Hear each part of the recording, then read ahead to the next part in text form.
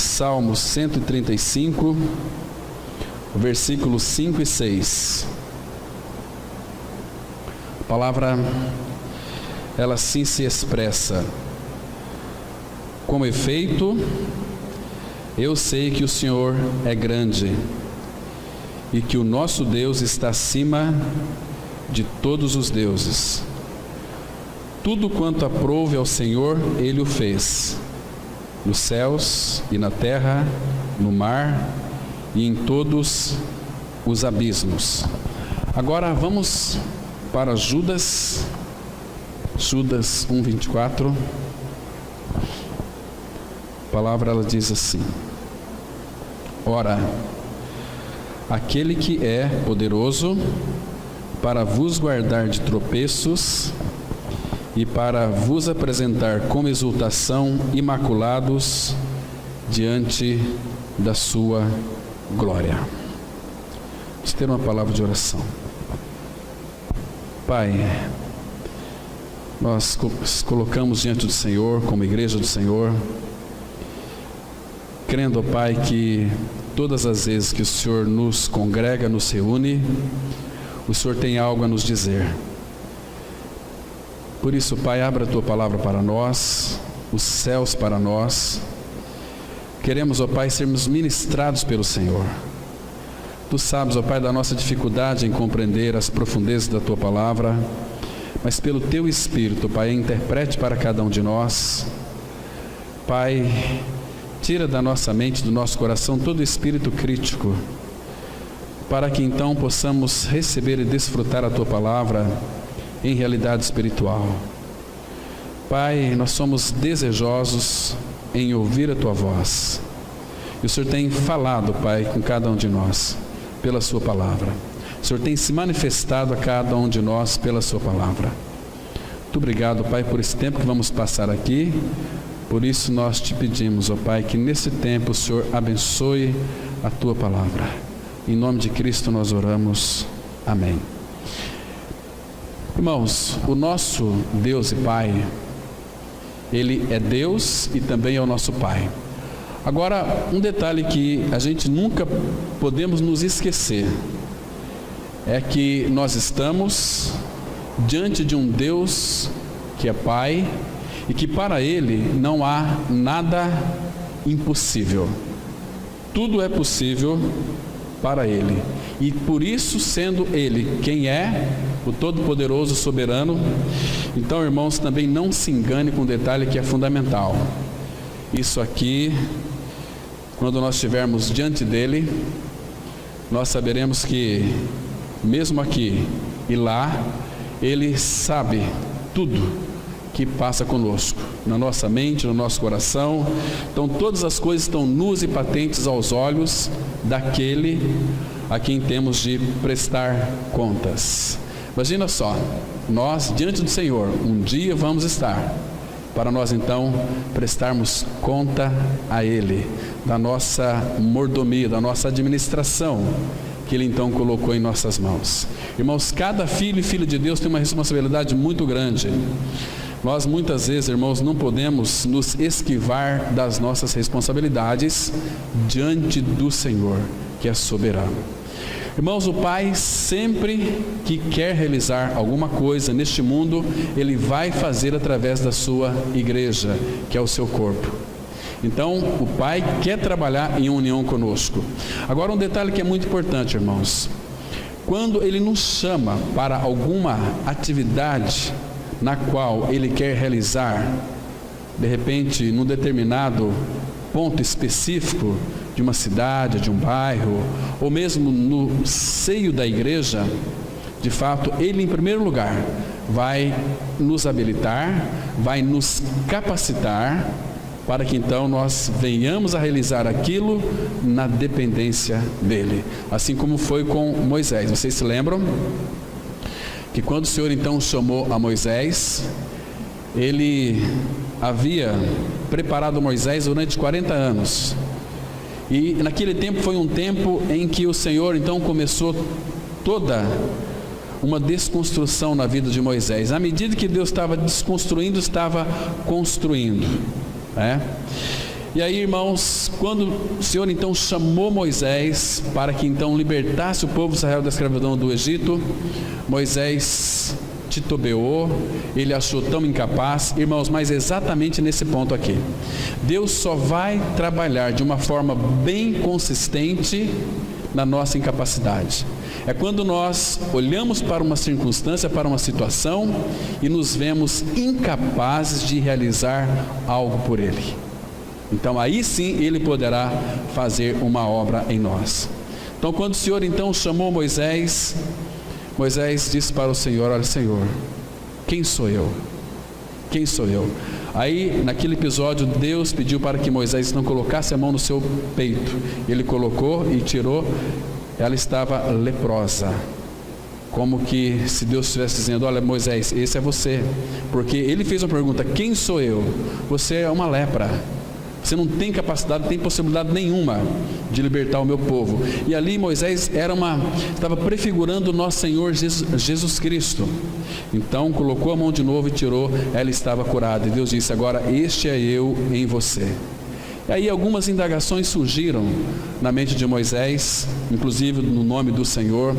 E se eles me perguntarem, o que eu vou lhes dizer para eles? Quem me enviou? Você vai dizer o seguinte: que eu sou, me enviou a vós outros. E aí então Deus usou aquele homem que não tinha nenhuma habilidade e capacidade, embora Deus só vai trabalhar na nossa fraqueza. Porque, irmãos, que tem atrapalhado nós, de fato, vivermos um cristianismo autêntico, é que nós somos muito fortes. Nós somos, de uma maneira arrogante, muito espirituais e sem realidade espiritual. Isso é trágico para o cristianismo.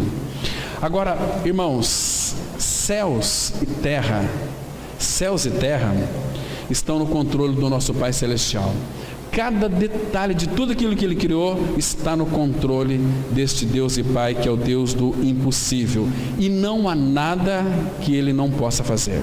Então esse é o nosso Deus, esse é o nosso Pai. Sempre lembrando, irmãos, que a palavra impossível, ela não existe no dicionário de Deus. Porque para Ele tudo é possível. Nós, na nossa limitação, nós começamos a caminhar, realizar muitas coisas, e nós começamos a subir a nossa escada, achamos que somos alguma coisa, mas de repente o Senhor nos quebranta, nos leva à estaca zero, para nós reconhecermos, de fato, que sem Ele nós nada podemos fazer. E nós temos uma ânsia muito grande em desejar realizar as coisas. Inclusive, usamos o nome do nosso Pai Celestial para os nossos benefícios naquilo que concerne a uma vida próspera. Irmãos, o Senhor já nos deu tudo para nós. Para o Filho de Deus, Ele não tem falta de absolutamente nada. Você já parou para pensar? O que me falta? Do que você tem falta? Qual que é a tua carência?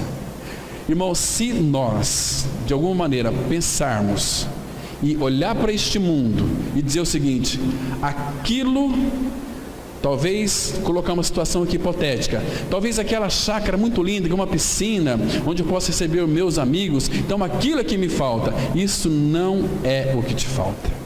O que te falta é uma vida mais relacional com o Deus dos impossíveis. Isso é que nos falta, relacionamento com Ele. Porque, irmãos, a nossa carência não é de coisas, a nossa carência é dEle. O nosso coração muitas vezes fica aflito, porque o Senhor, Ele elabora uma série de frustrações na nossa vida, para a gente reconhecer quem é Ele. Sabe aquelas frustrações que às vezes nós passamos e temos com relação ao irmão, irmã, ou alguns projetos? Lembra? É frustrante. Isso que Deus está mostrando de alguma maneira, Ele nos leva a nos frustrar, porque Ele quer mostrar quem Ele é em cada um de nós. Então, irmãos, podemos nunca esquecer que o nosso Pai é um Pai que é todo poderoso e que Ele quer trabalhar junto conosco, primeiro em nós, depois Ele pode nos usar para os seus propósitos. Porque, irmãos, se Ele não trabalhar em nós, como que Ele pode trabalhar através de nós? Irmãos, nós estamos muito distantes de viver uma vida de disposição diante do Senhor para sermos trabalhados. Nós nos dispomos para servir ao Senhor no nosso trabalho. É interessante isso, mas nós temos que dispor o nosso coração diante do Senhor e pedir para Ele: Senhor, trata comigo, quebranta-me, para que eu então possa servir aos teus propósitos. Aí Ele vai começar uma boa obra em cada um de nós, formando a pessoa do Filho em cada um de nós, porque Ele já habita em nós, porque nós já cremos que fomos crucificados, e Ele é a nossa vida. Então está muito claro na palavra, essa deve ser a nossa convicção. Mas, irmãos, o Pai quer fazer com que esta vida cresça em nós. Então, ela sendo formada, ela vai se manifestar de uma forma tão preciosa no nosso falar, na maneira de pensar, na maneira de ver as coisas, né? Naquilo que, de fato, quando o Filho é formado em nós, nós vamos ter um maior anelo pela palavra dele, para ouvir os conselhos dele, as instruções dele, para obedecer a ele, porque ele nos capacita a obedecer. Então, quanto mais nós vamos orar, porque, irmãos, nós somos tão desobedientes ao Senhor, quanto mais nós oramos ali por obediência, você pode perceber que Ele começa a cercar a sua vida com uma série de dificuldades. Por quê? Lembra que Pedro falou o seguinte, que Cristo deixou um exemplo a ser seguido no sofrimento, em santidade, em louvor ao nosso Pai Celestial. E o Senhor Jesus, em Hebreus 5:8, a palavra fala que Ele aprendeu a obediência pelas coisas que padeceu. Você acha que com nós é diferente, irmãos? Quando nós oramos para o Pai: Pai, faz-me de mim um obediente, pode ter certeza que para isso Ele vai começar uma disciplina na sua vida, levando você a experimentar algumas coisas que vai lhe incomodar, que vai mostrar que Ele está de uma forma tão linda e tão clara nos capacitando a nos obedecer, porque Ele tem poder para fazer isso.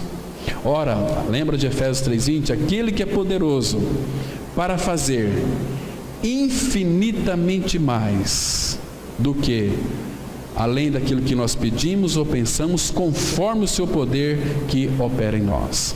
Então, irmãos, quando o Pai, Ele deseja fazer algo em nós, os planos dele não vai ser frustrado, porque Ele vai conseguir isso, porque Ele fala lá em Isaías: agindo eu, quem impedirá?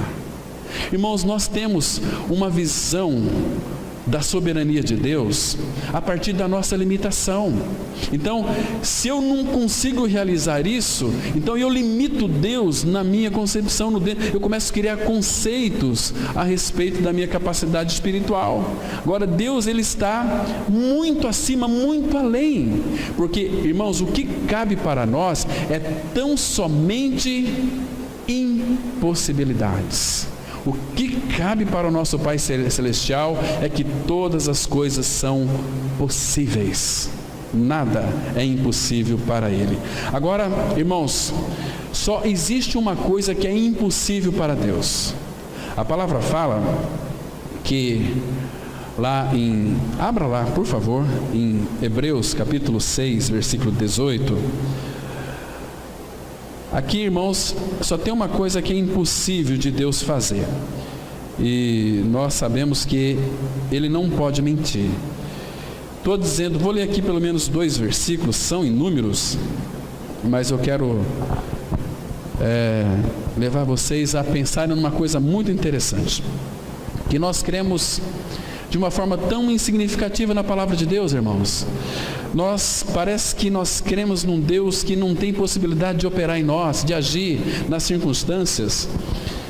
Diz aqui o versículo 17 e 18, Hebreus 6, 17 e 18, a palavra fala assim: por isso Deus, quando quis mostrar mais firmemente aos herdeiros da promessa a imutabilidade do seu propósito, e Deus não muda, Ele é o mesmo ontem e hoje será eternamente, se interpôs com juramento, para que, mediante 2 coisas imutáveis, nas quais é impossível que Deus minta, forte alento tenhamos nós que já corremos para o refúgio, a fim de lançar mão da esperança proposta. Então, um detalhe que é importante: é impossível, o Deus dos impossíveis, é impossível que Deus minta.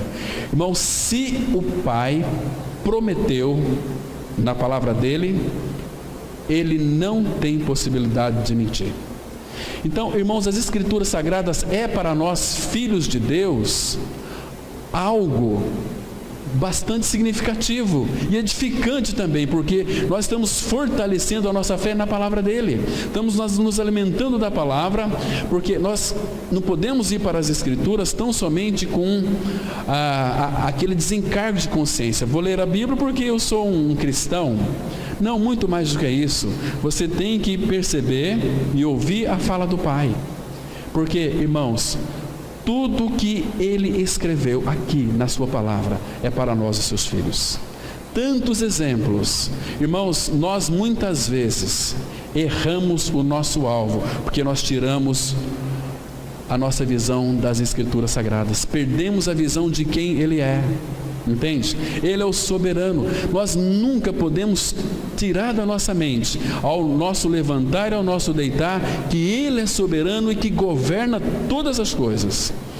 Cristo governa todas as coisas, as nossas vidas, os nossos afazeres, ele que opera em nós. Então, quando ele opera em nós, nós podemos então agir pelo operar dele, entende? Aí o nome dele vai ser glorificado. Isso é tão maravilhoso, isso é tão tremendo, meus queridos irmãos.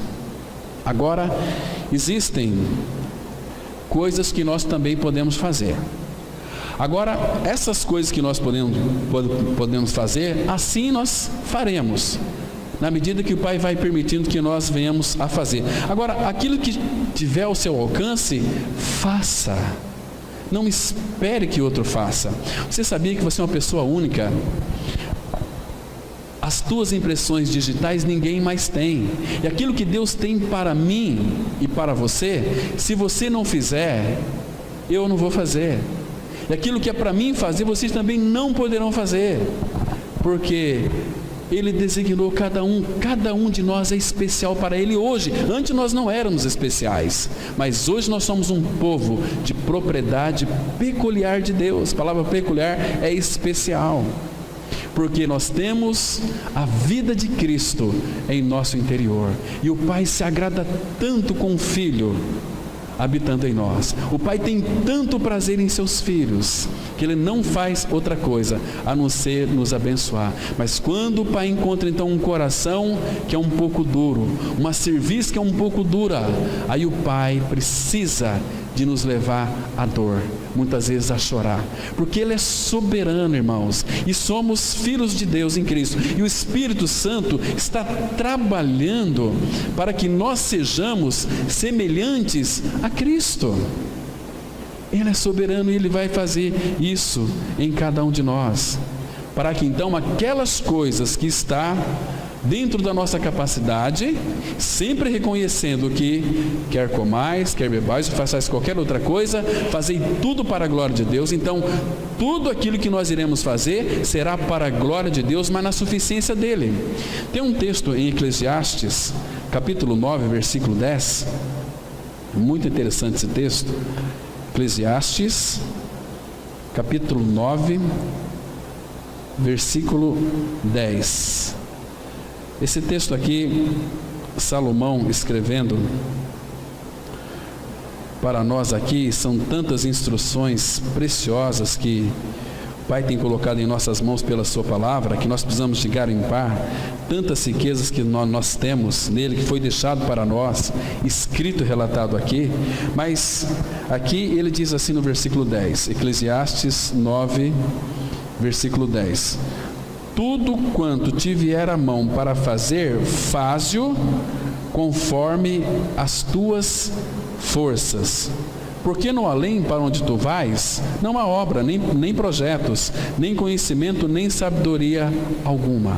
Está vendo aqui? Então, quando de fato está dentro da nossa capacidade para realizar alguma coisa, e aquela coisa que nós achamos tão simples, que vamos realizar, é para a glória de Deus também, porque nós somos filho, né? Então Ele quer fazer isso em nós.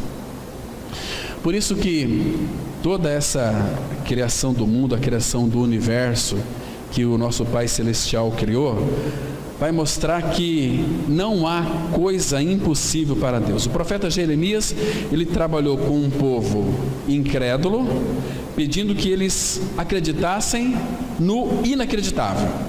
Porque é duro para um povo que tem conceitos a respeito de Deus, que foram produzidos pela religião, foram produzidos por mensagens. A gente vê hoje, irmãos, que nas redes sociais, às vezes nós damos uma garimpada ali para ver como é que está o quadro.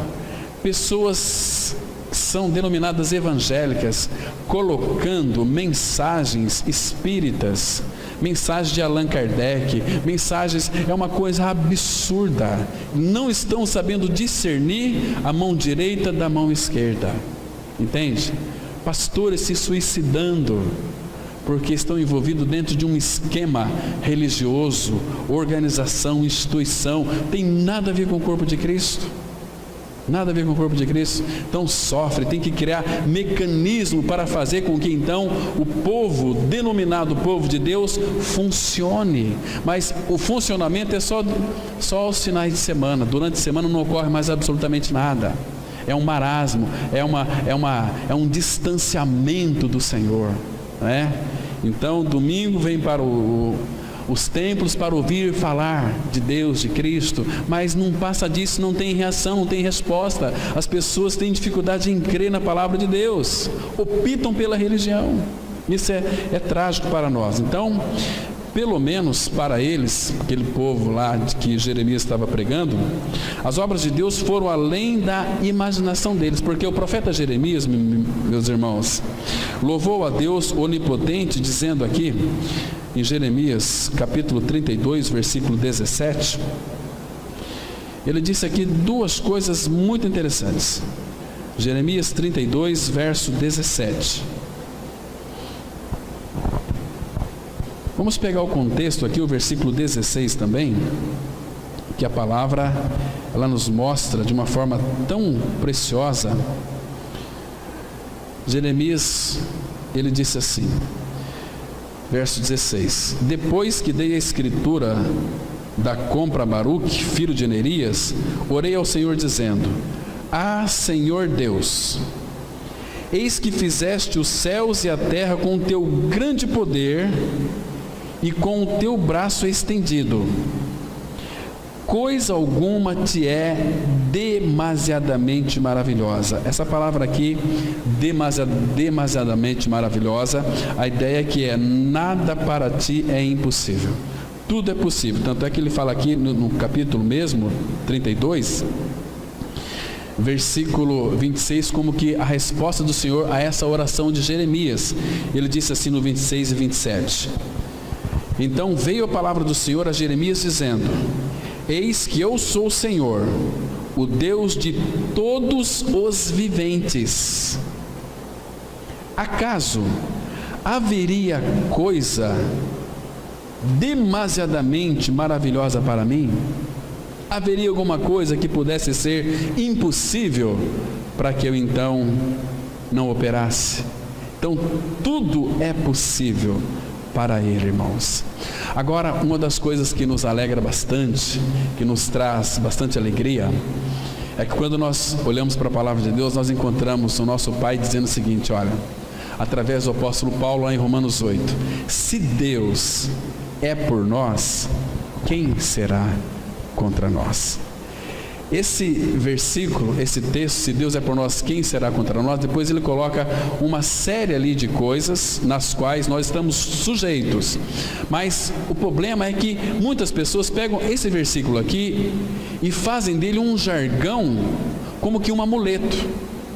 Não, olha, se Deus é por nós, quem será contra nós? Não é esse o sentido aqui. Deus está dizendo isso, primeiro ele sempre vai nos consolar, nos confortar, nos edificar, aí depois vai lançar aquilo que por causa do pecado foi criado. dentro de uma natureza humana pecaminosa. Embora o pecado foi removido de nós, embora ainda nós estamos sujeitos a muitas coisas, como por exemplo, vamos lá para o texto, dar uma analisada, Romanos capítulo 8. A palavra, ela começa a mostrar aqui, primeiro, um conforto tão maravilhoso, e depois ele começa a traçar para nós alguns percalços aqui. Então, ele diz assim, olha, o versículo 31 é o versículo que eu já havia me referido, que diz assim: que diremos, pois, à vista destas coisas? Se Deus é por nós, quem será contra nós? Muito bem. Aí depois ele diz assim, no versículo 32, aquele que não poupou seu próprio filho, antes por todos nós o entregou, porventura não nos dará graciosamente com ele todas as coisas? Quem tentará acusação contra os eleitos de Deus? É Deus quem os justifica. Quem os condenará? É Cristo Jesus quem morreu, ou antes, quem ressuscitou, o qual está à direita de Deus e também intercede por nós. Aqui, irmão, o apóstolo Paulo, pelo Espírito, ele está mostrando para nós que o nosso cristianismo não é um mar de rosas, porque primeiro você viu aqui que nós temos tudo em Cristo. Paulo, ele mostrou a segurança que nós temos uma vez que fomos justificados. Quem tentará acusação contra os eleitos de Deus? É Deus quem os justifica. A nossa justificação foi do tamanho do Filho de Cristo. Ele é eterno, ele é grande, ele é soberano. Então, ele foi quem nos justificou. Aquela obra, Eclesiastes 3,14 vai dizer o seguinte: porque eu sei que tudo quanto Deus faz durará eternamente. Então, aquela obra foi eterna e para sempre. Agora, quando nós então somos inseridos, porque ele revela a sua graça e nos dá fé para crer naquilo que ele realizou na cruz, então agora aquela salvação dele em nós é uma salvação eterna, é uma salvação que ela não se acaba mais, que ela não murcha. Embora o nosso corpo está se corrompendo a cada dia que passa, está envelhecendo, está ficando fraco e logo vai para a sepultura. Mas, irmãos, por favor, aí ele começa a dizer o seguinte: aquilo que está diante de nós, como que algumas coisas que ele vai colocar aqui que são muito duras. Ele diz assim, olha, começando a fazer perguntas, verso 35. Quem nos separará do amor de Cristo? Ele faz uma pergunta: será tribulação? Por que ele disse isso aqui? Porque nós vamos enfrentar uma série de tribulações. Porque é necessária a tribulação na nossa vida, porque elas são bênçãos. Antes não era, mas hoje em Cristo Jesus, as tribulações na nossa vida são bênçãos, para nos moldar, para nos aperfeiçoar. Depois ele diz assim, ou angústia. Por quê? Porque nós vamos ficar angustiados. Pode ter certeza disso. Deus, o próprio Pai, vai permitir que então nós venhamos passar por algumas situações que vai nos angustiar, mas essa angústia, a tribulação, não pode nos separar do amor de Deus que está em Cristo. Ou perseguição, ou fome, ou nudez, ou perigo, ou a espada que aqui é a morte. Então, irmãos, ele continua dizendo: por amor de ti, somos entregues à morte o dia todo, fomos considerados como ovelhas para o matadouro. Mas aqui, irmãos, tem o segundo aspecto, o aspecto que esse soberano Senhor, o Deus dos impossíveis, está garantido para nós.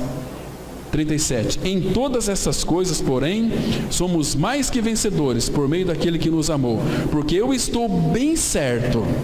Que convicção linda aqui do apóstolo Paulo, porque eu estou bem certo de que nem a morte, aí ele começa de trás para frente, nem a morte, nem a vida, nem os anjos, nem os principados, nem as coisas do presente, nem do porvir, nem os poderes, nem a altura, nem a profundidade, nem qualquer outra criatura poderá separar-nos do amor de Deus que está em Cristo Jesus nosso Senhor.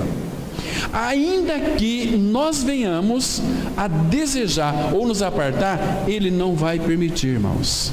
Porque foi Cristo quem disse que todo aquele que vem a mim, de maneira nenhuma o lançarei fora. Agora, quem não ganhou de fato essa experiência, vai criar argumentos para satisfazer o seu senso de justiça própria e a sua maneira totalmente esquizofrênica de compreender as Escrituras pela sua fraqueza.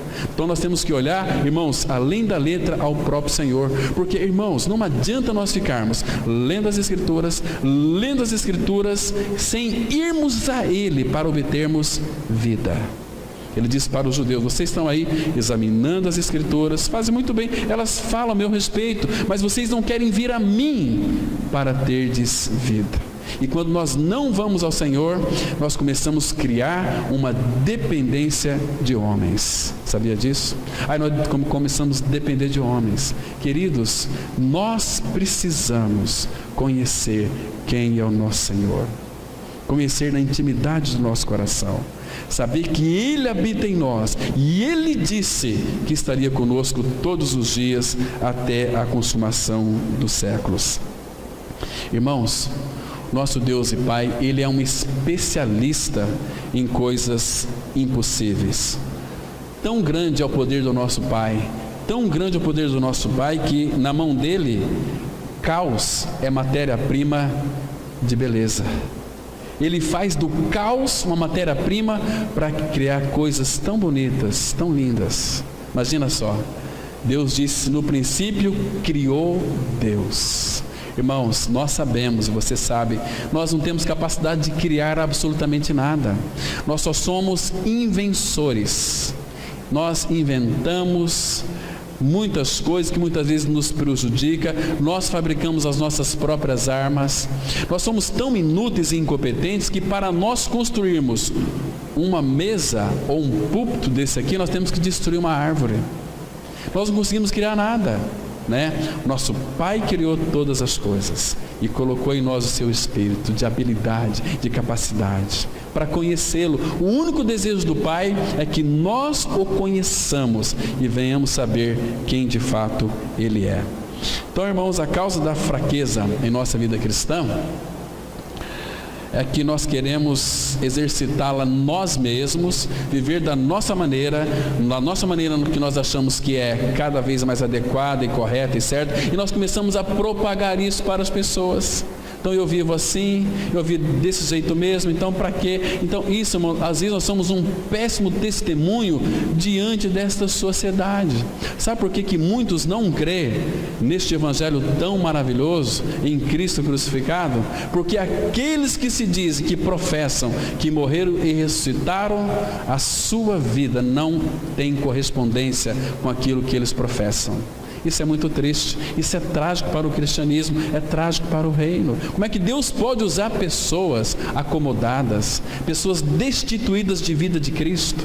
Como é que Deus pode usar pessoas que não têm seu coração disposto a Ele? Eis-me aqui, Senhor, primeiro para ser tratado por Ti, então depois servir aos Teus propósitos. Ah, irmãos, como nós precisamos verdadeiramente disso. Nós devemos nos achegar diante dEle, não na nossa força, mas em completa fraqueza, porque a cruz elimina, ou pelo menos tem que eliminar, toda a nossa força, para que então Cristo, Filho de Deus, possa vir a trabalhar através de nós. Aí Ele vai operar em nós de uma forma tão gloriosa. Abra e confira o que o Senhor Jesus Cristo disse em João, capítulo 14, versículo 11 e 12. Evangelho de João, 14, os versículos 11 e 12. Ele disse assim. O versículo 10, a gente sabe porque todas as obras que Cristo fazia, Ele fazia, aliás, na realidade era o Pai quem fazia nele. Mas por que Jesus foi tão usado pelo Pai? Primeiro que Jesus, Ele é Deus. Segundo que Ele era Filho de Deus, inconfundível. Agora, irmãos, Ele disse aqui para os seus discípulos, olha, versículo 10, não crês que eu estou no Pai? Esse aqui é o segredo, irmãos. Eu estou no Pai, claro que o Pai também estava nele, e que o Pai está em mim. A coisa aqui, irmãos, é algo tão simples. Nós estamos em Cristo, Cristo está em nós. Se esta é a nossa convicção, então agora Ele não vai ter dificuldade de operar através de nós, porque Ele disse aqui: as palavras que eu vos digo, não as digo por mim mesmo, mas o Pai que permanece em mim faz as suas obras. Em outras palavras, Jesus estava aqui em absoluta e total dependência do Pai. Quando Paulo fala assim: sede meus imitadores como eu sou de Cristo. O que Paulo quis dizer? Viver uma vida de dependência dele. Nós achamos que somos autônomos, independentes, irmãos. Você precisa do seu irmão, você precisa da sua irmã, você precisa dele, de Cristo. E aí ele continua dizendo, versículo 11: crede-me que estou no Pai e o Pai em mim. Você viu que 2 vezes ele falou essa palavra aqui? Então, quando há uma repetição, o Espírito Santo quer nos chamar a nossa atenção.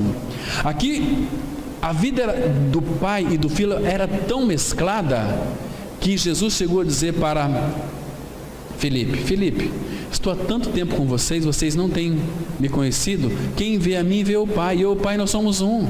Entende? Então aqui, crede ao menos por causa das mesmas obras. Jesus estava dizendo para ele o seguinte: olha, eu por mim mesmo aqui eu não poderia fazer absolutamente nada, mas o Pai em mim, Ele realizou as suas obras. E aí ele disse o seguinte, ele insistiu aqui 2 vezes, mas no 12 ele disse assim: em verdade vos digo que aquele que crê em mim, ou seja, aquele que está unido comigo, como eu estou com o Pai, o Pai está em mim. Então, aquele que crê, porque crer significa estar unido a Cristo. Aquele que está unido a mim fará também as obras que eu faço, e outras maiores fará, porque eu vou para junto do Pai. Está vendo aqui? Irmãos, este é o legado que Cristo deixou para a sua igreja, e que a igreja, por distração e descuido, não tem de fato observado e usufruído e tomado posse daquilo que Ele já depositou no seio da igreja. Irmãos, cada um de nós, irmãos, diante do Senhor, tem uma vocação. A nossa vocação, em primeiro lugar, ela é celestial. Por isso, santos irmãos que participais da vocação celestial, Hebreus 3:1, essa é a nossa vocação, cada um de nós. Mas dentro do corpo de Cristo, qual é a sua função? Qual é a sua função? Sei que muitas pessoas criticam, que só um lá na frente falando. Tem muitos que têm essa visão. No meio do povo de Deus tem. A gente tem que respeitar aquilo que os irmãos dizem. Mas às vezes a nossa mentalidade está um pouco desfocada. Agora, qual que é a nossa função no corpo de Cristo? É a oração? É pregação? Porque se for pregação da palavra, irmãos, Deus vai adequar você a isso. Se for oração, Deus vai adequar você a isso. Se for fazer qualquer tipo de algo no meio do corpo de Cristo, Deus vai adequar e capacitar você a isso, e você vai ser uma bênção, entende? Agora, irmãos, essa palavra aqui, ela é muito contundente. As pessoas às vezes passam de largo diante dessa palavra, porque em verdade vos digo que aquele que crê em mim fará também as obras que eu faço, e outras maiores fará, porque eu vou para o Pai, para junto do Pai. Agora, que tipo de obras que são essas aqui? Que ele disse que nós faríamos, que seriam maiores do que ele. Claro que ele deixou esse legado para a igreja, para que a igreja então desse continuidade àquilo que ele já começou.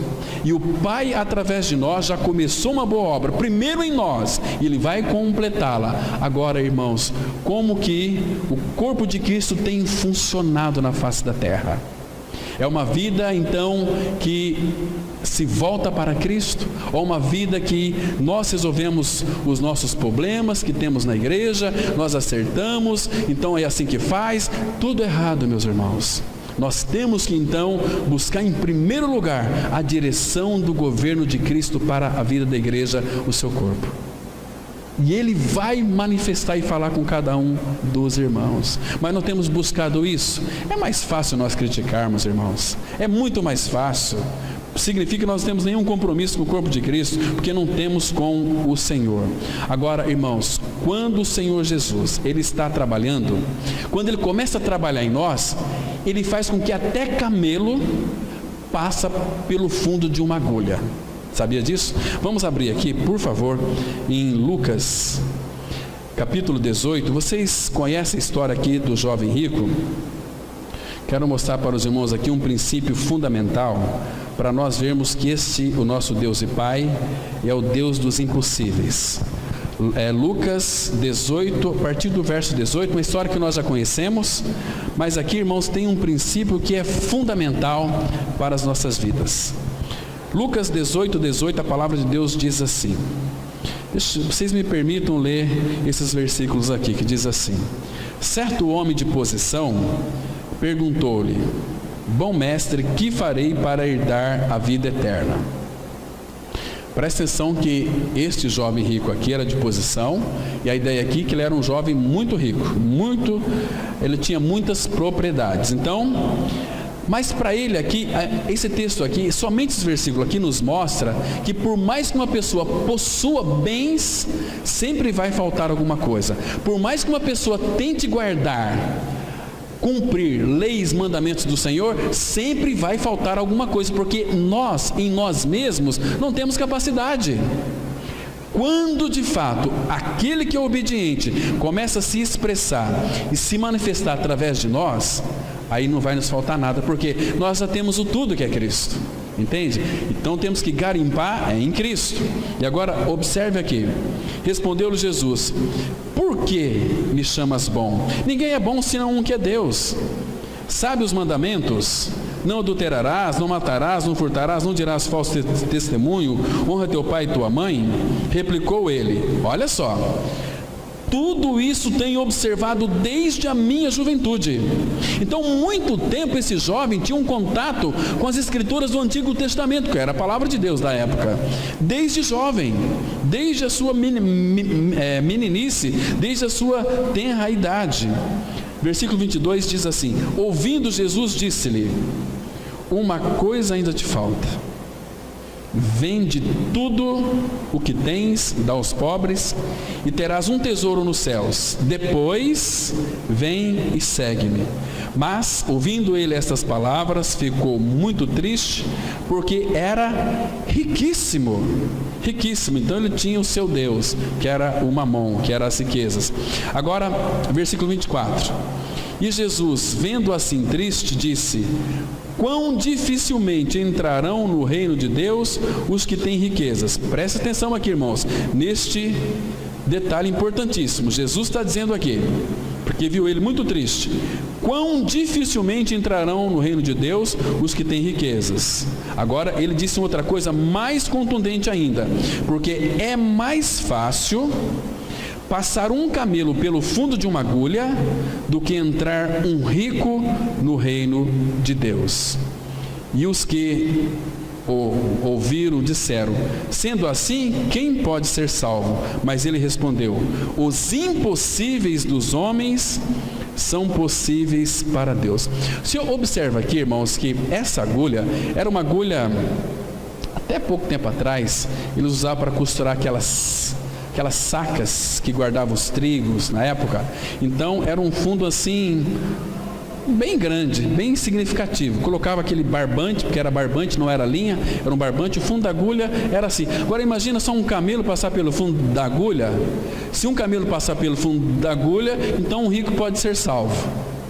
Por que Jesus disse isso? Porque uma pessoa que ela tem muitas propriedades, muito rico, ela se firma, porque o dinheiro traz segurança, o dinheiro é um senhor.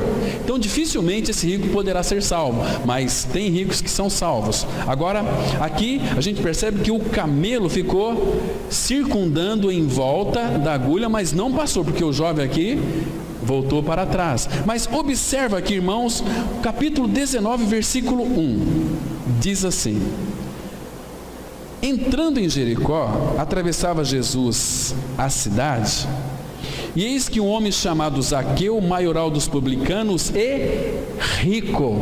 Aqui o Espírito Santo fez questão de colocar um rico dizendo que também um rico pode ser salvo. Então, na salvação de Zaqueu, e Zaqueu era tão pequenininho, tão baixinho, ele procurava ver quem era Jesus, mas não podia por causa da multidão, por ser ele de pequena estatura. Ele correu, subiu aquele sicômoro a fim de ver quem que era Cristo. Jesus, passando ali, disse o seguinte: olha, Zaqueu, desce depressa, porque hoje me convém pousar em sua casa.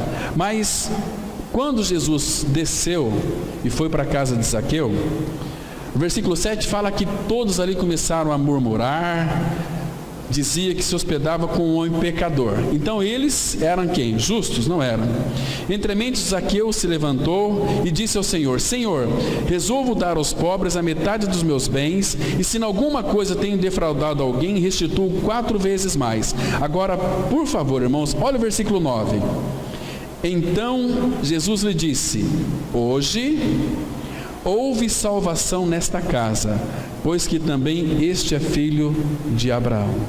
Sabe o que significa aqui? Significa que os impossíveis aos homens são possíveis a Deus, porque aqui está claro que o camelo passou pelo fundo de uma agulha, porque Zaqueu era rico e ele foi salvo. Está vendo aqui? Então aqui é como que se um camelo passasse pelo fundo de uma agulha, porque Jesus estava mostrando aqui, irmãos, que aquilo que os discípulos haviam referido lá atrás, então sendo assim, quem pode ser salvo? Não há possibilidade de um rico ser salvo. Os impossíveis para os homens são possíveis a Deus. Um camelo pode passar pelo fundo de uma agulha se eu quiser. E Zaqueu era um homem rico, e ele creu e ele foi salvo. Então, qual era a dificuldade aqui do camelo passar pelo fundo de uma agulha? Irmãos, nós temos um Pai que é soberano e que pode todas as coisas. Aqui, em Lucas 18, um camelo circula em volta do fundo de uma agulha, hesitantemente falha em passar por dentro dele. Mas no capítulo 19 aqui, de Lucas, um camelo passa rapidamente pelo fundo de uma agulha, porque Zaqueu era rico e ele foi salvo, foi regenerado. Esse é o nosso Pai Celestial, irmãos, que nada é impossível para Ele. Então, aqui neste ponto, um camelo passou pelo fundo de uma agulha, porque Deus é soberano e Ele pode todas as coisas, irmãos. Então, irmãos, a gente, de fato, quando nós perdemos a face do nosso Pai Celestial, nós ficamos aflitos. Nós ficamos muitas vezes sem perspectivas, e justamente nesse período de tempo que as coisas começam a acontecer e a gente não vê nenhuma perspectiva, parece que Deus se esqueceu de nós. Não me esqueceu, irmãos. Nunca pense que Deus perdeu o controle da tua vida e das tuas coisas. Ele tem o controle de todas as coisas em suas mãos. Vamos ler mais um texto apenas. Isaías capítulo 49. Isaías 49, aquelas pessoas que muitas vezes se sentem desamparadas por esse Deus que pode todas as coisas.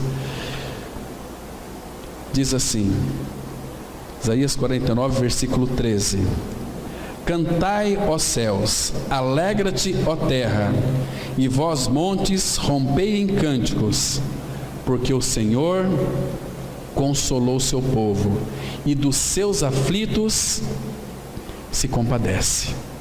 Mas Sião diz: o Senhor me desamparou, o Senhor se esqueceu de mim.